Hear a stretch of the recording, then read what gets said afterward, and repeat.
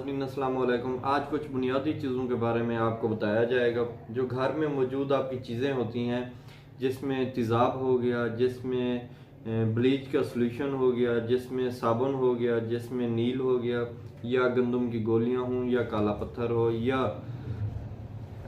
चूहे मार दवाइयाँ पाई जाती हैं, या इंसेक्ट किलर्स घर में मौजूद होते हैं, पड़े होते हैं, या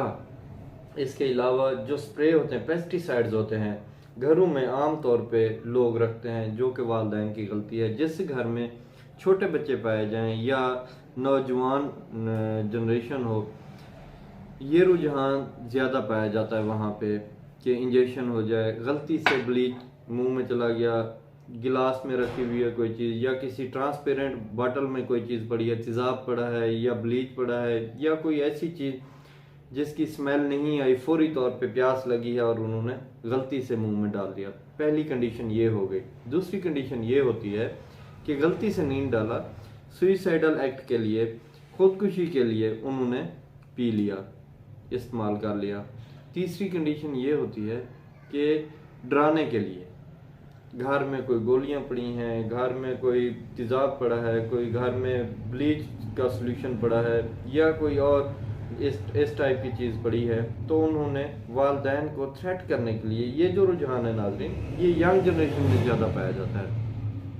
वालिदैन को थ्रेट करने के लिए ये इस्तेमाल करते हैं और मौत के मुंह में चले जाते हैं। तो खुदारा वालिदैन से ये रिक्वेस्ट है कि ऐसी चीज़ें बच्चों की पहुंच से हमेशा हमेशा दूर रखा करें। इनके लिए कोई अलहदा लॉक सिस्टम होना चाहिए। दूसरा, खामखा ये चीज़ें घर में नहीं रखनी चाहिए।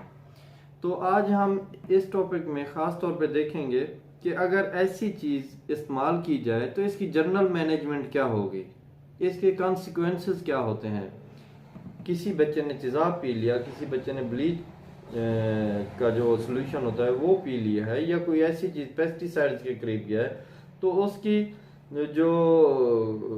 अलामात आएंगी वो बच्चे में बुनियादी तौर पे जो बेसिक चीज़ें होती हैं, जो किसी भी कंडीशन में सेम होती हैं, एक जैसी होती हैं, वो आपको बताएंगे कि वो क्या होती हैं और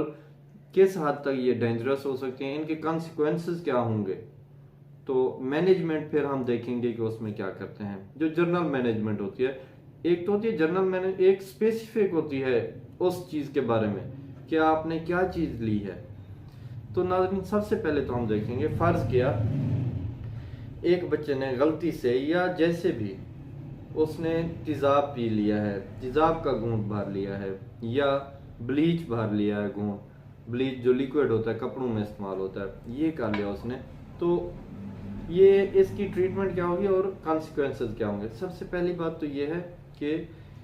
उन्हें डायरिया भी हो सकता है, वॉमिटिंग होगी, नोज़िया मतली महसूस होगी, दर्द होगा जिस्म में, और गले की स्वेलिंग हो जाएगी, सांस लेना मुश्किल हो जाएगा, और उसको चक्कर आएंगे, बेहोशी भी हो सकती है, और तबीयत में वो होगी, हिचकिचाहट होगी, उसमें सुकून नहीं होगा, बेसुकूनी आ जाएगी, सर दर्द, चक्कर आना, ये चीज़ें होंगी, और सांस लेने की दुश्वारी होगी, जो इम्पोर्टेंट चीज़ है। तो इसकी मैनेजमेंट जो है वो डिपेंड करती है, और अलामात जो हैं वो डिपेंड करती हैं कि वो सॉल्यूशन कितना गाढ़ा था, वो सॉल्यूशन कितनी मिकदार में लिया गया, और वो कौन सी चीज़ थी, कौन सा तेज़ाब था। तेज़ाब की कैटेगरीज होती हैं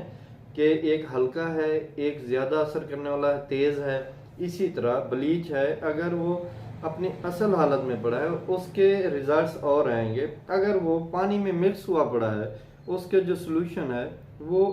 गाढ़ा नहीं है, तो उसके रिजल्ट्स और आएंगे।